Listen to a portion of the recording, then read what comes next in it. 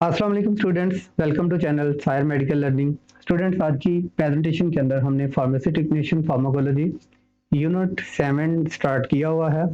7 unit के अंदर हम स्टूडेंट्स एलर्जिक रेनाइटिस के बारे में आज पढ़ेंगे, इसके सिम्टम्स के बारे में पढ़ेंगे और देखेंगे कि एलर्जिक रेनाइटिस के अंदर कौन सी प्रोटोटाइप ड्रग्स इस्तेमाल हो रही हैं और उनका मैकेनिज्म ऑफ एक्शन क्या है। तो सबसे पहले हम रीडिंग करते हैं। रीडिंग में देखेंगे कि रिनाइटिस क्या है। Rhinitis is an inflammation of the mucous membrane of the nose. Students, rhinitis जो है इन्फ्लेमेशन है, सोजश है, हमारी जो नोज है इसकी म्यूकस मेम्ब्रेन के अंदर जो इन्फ्लेमेशन काज होती है उसको हम रिनाइटिस का नाम देते हैं। And is characterised by sneezing. अब इसके सिम्टम्स हमें कैसे पता चलेगा कि ये रिनाइटिस है। स्नीजिंग, स्नीजिंग का मतलब आपको आप जानते हैं, बहुत ज्यादा छींके आना, इची नोज, आईज, ठीक है, खारिश होती है नोज के अंदर और आईज में खारिश होती है। वाटरी रिनोरिया, अब नोज से जो है वो पानी बहुत ज्यादा बहता है, आंखों से पानी बहता है, नाक से पानी बहता है। ऐसी कंडीशन काज होती है जैसे कभी कभी आप प्याज काट रहे हो तो जो कंडीशन काज होती है उसके एवेपोरेशन की वजह से वो प्याज का जो वाटर है उसकी वजह से जो कंडीशन काज हो जाती है, ऐसी ही सिम्टम्स अपीयर होती है। नाक से पानी आ रहा होता है, आंखों से पानी आ रहा होता है, खारिश हो रही होती है, छींके आ रही होती हैं। ऐसी कंडीशन को स्टूडेंट्स, ऐसी सिम्टम्स को हम रिनाइटिस कहेंगे। यानी ये कह सकते हैं कि ये रिनाइटिस की, एलर्जिक रिनाइटिस की सिम्टम्स हैं।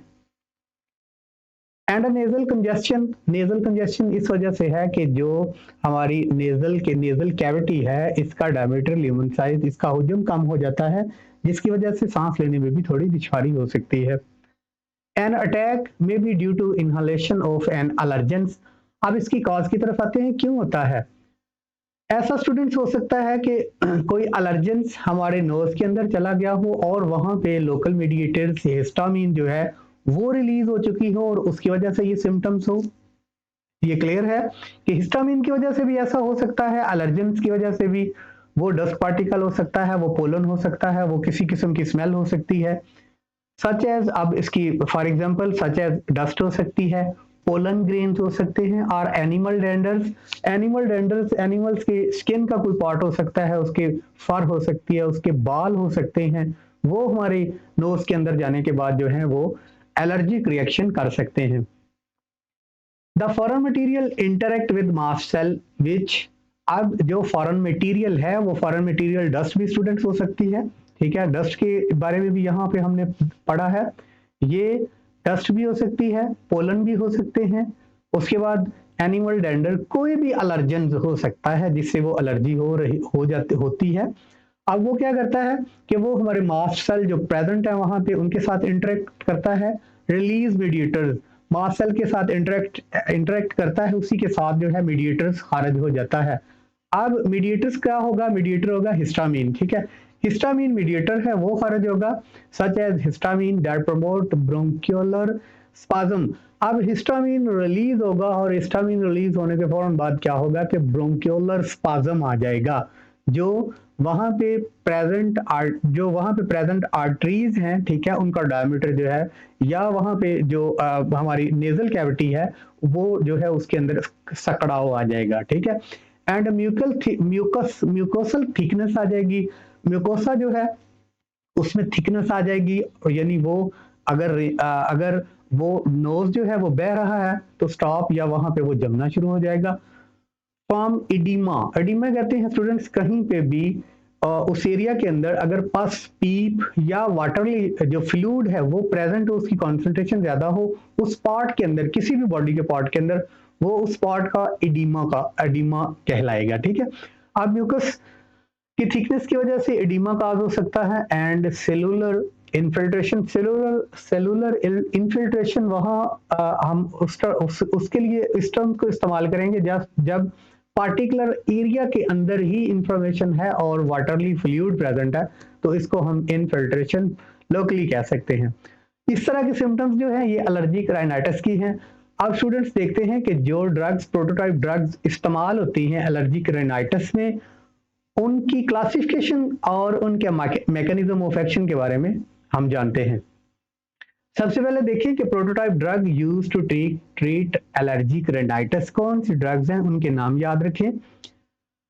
एग्जाम के पॉइंट ऑफ व्यू से अक्सर जो है ये एमसीक्यूज या शॉर्ट क्वेश्चन में भी आ सकता है कि आप जो है प्रोटोटाइप ड्रग्स के नाम लिखें that use to treat allergic rhinitis. Allergic rhinitis को इस्तेमाल जो क्योर करने के लिए, ट्रीट करने के लिए इस्तेमाल होती हैं। तो सबसे पहले स्टूडेंट यहाँ पे कुछ बुक्स में बीटा एडनर्जिक एगोनिस्ट लिखा हुआ है, लेकिन असल में ये अल्फा 1 एडनर्जिक एगोनिस्ट है, या तो अल्फा एडनर्जिक एगोनिस्ट। ठीक है, अल्फा एडनर्जिक एगोनिस्ट की ड्रग्स के अंदर फिनाइल इफ्रीन है, जिसको शॉर्ट एक्टिंग ड्रग भी कहा जाता है, उस यानी इसका जो एक्ट है वो शॉर्ट है।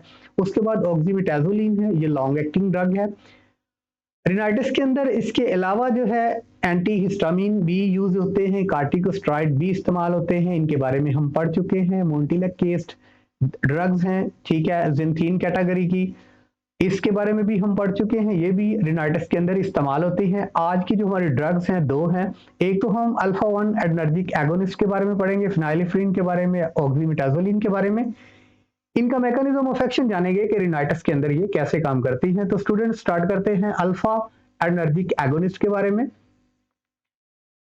Short acting alpha 1 adrenergic agonist. सबसे पहले तो आप अल्फा रिसेप्टर के बारे में देखें कि अल्फा 1 रिसेप्टर कहां पे प्रेजेंट है। अल्फा 1 रिसेप्टर प्रेजेंट है स्मूथ मसल्स पे, ब्लड वेसल्स पे, और इसकी नॉर्मल फिजियोलॉजी क्या है कि ये कंस्ट्रिक्शन करता है स्मूथ मसल्स की। ठीक है, अब चूंकि ये एनर्जिक एगोनिस्ट ड्रग्स हैं, इसने एंटागोनाइज करना है अल्फा की एक्टिविटीज को, या दूसरे लफ्जों में हम कह रहे हैं कि इसमें अल्फा रिसेप्टर को स्टिमुलेट करना है। अब ये ड्रग्स अल्फा रिसेप्टर्स को स्टिमुलेट करेंगे तो कौन सी एक्टिविटी हमें मिलेगी, कौन सी फिजियोलॉजिकल चेंजिंग हमें मिलेगी, और कौन सी हमें चाहिए थी, वहां पे कंडीशन क्या थी रिनाइटिस के अंदर, वो हम देख लेते हैं। और उसके बाद ये ड्रग्स क्या काम करेंगी इसके बारे में जान लेते हैं। सबसे पहले short acting adrenergic alpha adrenergic agonist constrict dilated arterioles in the nasal mucosa। अब हमने देखा था कि रिनाइटिस के अंदर जो म्यूकस मेम्ब्रेन थी उसकी इन्फ्लामेशन थी, और जो उसके अंदर आर्टरीज थी वो डायलेट थी, और उन्होंने ऑब्स्ट्रक्शन काज की हुई थी, सांस लेने में दुश्वारी हो रही थी, और नाक का जो डायमीटर था, नेजल कैविटी का डायमीटर था, वो बहुत तंग कंजेस्टेड कंडीशन में था, जिसकी वजह से सांस नहीं लिया जा रहा था या उसमें प्रॉब्लम आ रही थी। इसने क्या करना है कि एडनर्जिक एगोनिस्ट ने constricted dilated arteries in the nasal mucosa, इसने क्या करना है कि जो आर्टरीज डायलेट थी वहां पे, ठीक है, जिसकी वजह से डायमीटर कम था, इसने कंस्ट्रिक्शन काज कर देनी है उन ब्लड कैपिलरीज के अंदर। नेजल म्यूकोसा के अंदर जो ब्लड कैपिलरीज हैं नेजल कैविटी के अंदर, उनको कंस्ट्रिक्शन करेगी, उनको सकड़ाव की कंडीशन में लेकर आएगी, ताकि नेजल का जो डायमीटर है, वॉल्यूम है, वो ज्यादा हो, ल्यूमन साइज, और वहां से हवा जो है वो आसानी से गुजर जाए। And reduce air way resistance, अगर वहां पे डायलेट आर्टरीज कंस्ट्रिक्टेड होंगी तो एयर वे जो है वो रेजिस्टेंस वहां पे रिड्यूस हो जाएगी। क्या अब लॉन्गर एक्टिंग जो ड्रग्स हैं alpha adrenergic agonist are also available when administered as an aerosols की सूरत में भी हम दे सकते हैं। ठीक है, वो जो प्रेशराइज्ड डोजेज फॉर्म है उसके बारे में हम पढ़ चुके हैं। These alpha adrenergic agonist nasal formulation should be used no longer than 3 days due to the risk of rebound nasal congestion। ठीक है, इसको हम 3 दिन से ज्यादा नहीं इस्तेमाल कर सकते, उसकी वजह यह है कि रीबाउंड नेजल कंजेस्शन की वजह बन सकती है।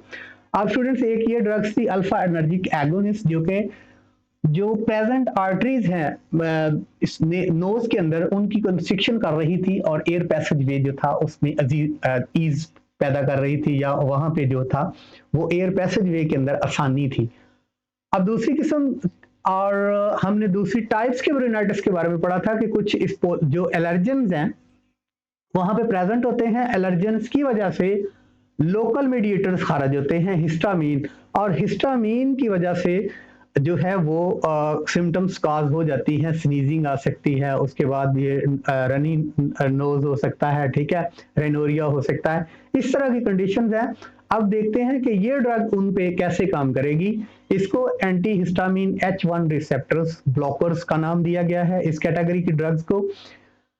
एंटी हिस्टामिन, हिस्टामिन स्टूडेंट्स आटाकॉइड्स है, लोकल मीडिएटर्स है, लोकल हार्मोन है जो कि मुकामी तौर पे या लोकल जो है यानी ये सिस्टमिक सर्कुलेशन के अंदर नहीं जाता, उसी सतह पे से निकलता है और वहां पे ही अपने रिसेप्टर के साथ बाइंड होता है और वहां पे जो है वो इंफ्लेमेशन काज करता है और दीगर जो सिम्टम्स हैं वो काज करता है।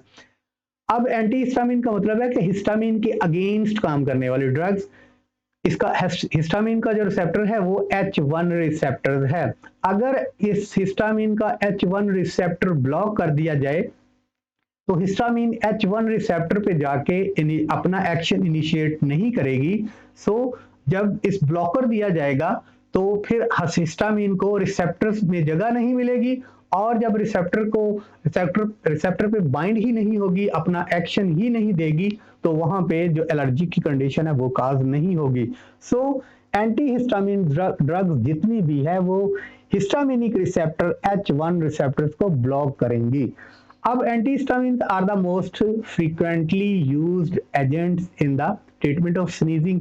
बहुत ज्यादा इस्तेमाल होने वाले जो एजेंट्स है स्नीजिंग के अंदर छींकी आना वो एंटीहिस्टामिन है, जिसमें क्लोरफेनरामिन हो सकती है, आपकी मिक्लीजीन हो सकती है, डाइमेनहाइड्रीनेट हो सकती है, ठीक है। उसके बाद आप सिट्राजीन इस्तेमाल कर सकते हैं, उसके बाद फेक्सोफिनोडीन इस्तेमाल हो सकती है, एक्रीवेस्टिन इस्तेमाल हो सकती है। बहुत सी ड्रग्स ऐसी हैं जो कि H1 रिसेप्टर्स को ब्लॉक करती हैं। And watery rhinorrhoea associated with allergic rhinitis, और वाटरी रिनोरिया जो है जिसमें जो एलर्जिक रिनाइटिस की वजह से है वो ठीक हो जाएगा।